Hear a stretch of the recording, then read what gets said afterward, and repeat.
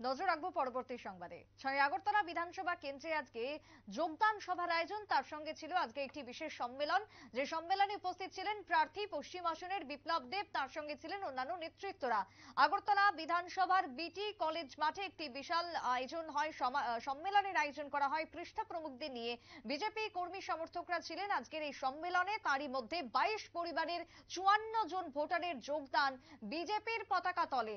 আজকের এই যোগদান সভা এবং আজকের এই আলোচনা সভাতে উপস্থিত ছিলেন বিজেপির প্রার্থী পশ্চিম আসনের বিপ্লব দেব, উপস্থিত ছিলেন রাজীব ভট্টাচার্য, বিজেপির রাজ্য সভাপতি থেকে শুরু করে অন্যান্য স্থানীয় নেতৃত্বরা। বিশেষ করে কর্মী সমর্থকদের যে উচ্ছ্বাস তা আজকে পরিলক্ষিত হলো এই আলোচনা সভার মধ্য দিয়ে।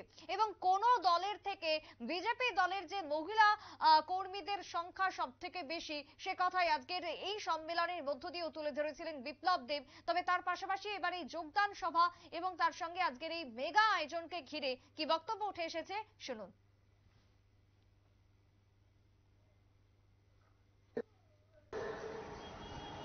দেখছিলাম তার মধ্যে একটা নতুন দৃশ্য আমি দেখেছি আজকে। কি দৃশ্য? অনেকগুলো খালি চেয়ার মাথায় করে নিয়ে এসছেন একজন লোক সামনে। আমি কার্যক্রম দেখি, বড় বড় জনসভায় আমি যাই, কার্যক্রমে আমি চেয়ার উঠাতে দেখি, কারণ পুরো ভরেনি, তার জন্য চেয়ার পেছন থেকে উঠাতে থাকে, সরিয়ে দেয়, মিডিয়ার ওরানা দেখে নেয়, তুলে নিয়ে বলবে দেখো পুরো সিট খালি। আজকে আমি ধন্য, ৬ আগরতলাকে আমি ধন্যবাদ জানাই।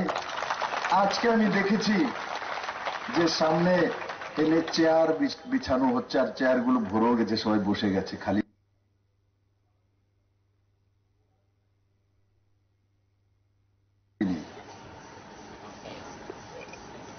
এ থেকে প্রমাণিত হয় যে এবারের লোকসভা ইলেকশন নতুন কিছু করবে ৬ আগরতলা, নতুন কিছু করবে। আর দ্বিতীয়, ডক্টর অশোক সিনহা আপনাদের প্রার্থী ছিলেন উপনির্বাচনে, ভদ্রলোক মানুষ। উনি আমাকে বলছেন, বিপ্লব বাবু, মানুষ কিন্তু জানতে চায়, জিজ্ঞাসা করে যে আপনার কাছে তো 5 বছরের রাজ্যসভার মেয়াদ এখনো আছে, আপনি আবার লোকসভাতে।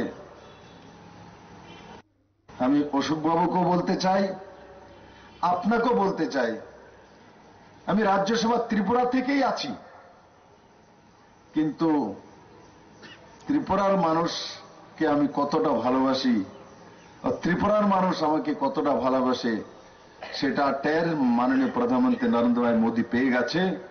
তার জন্য উনি ত্রিপুরার সেই মানুষের আশীর্বাদের জন্য আমাকে আবার লোকসভাতে পাঠিয়েছে। কারণ কি, জল ছাড়া যেমন মানুষ বাঁচে না, বিপ্লব দেব ত্রিপুরার মানুষ ছাড়া বাঁচে না। আর তার জন্য এই বিপ্লব দেবের বক্তব্য আপনারা শুনলেন। ৬ আগরতলা এবার নতুন কিছু পেতে চলেছে, এমনটাই আজকে জনসভাতে দাঁড়িয়ে ভাষণ দিলেন বিজেপির প্রার্থী বিপ্লব কুমার দেব। কর্মী সমর্থকদের মধ্যে ব্যাপক উচ্ছ্বাস পরিলক্ষিত হলো আজকের এই যোগদান সভা এবং তার সঙ্গে আজকের এই জনসভার মধ্য দিয়ে। ছোট্ট বিরতির পর ফিরে আসছি, সঙ্গে থাকুন।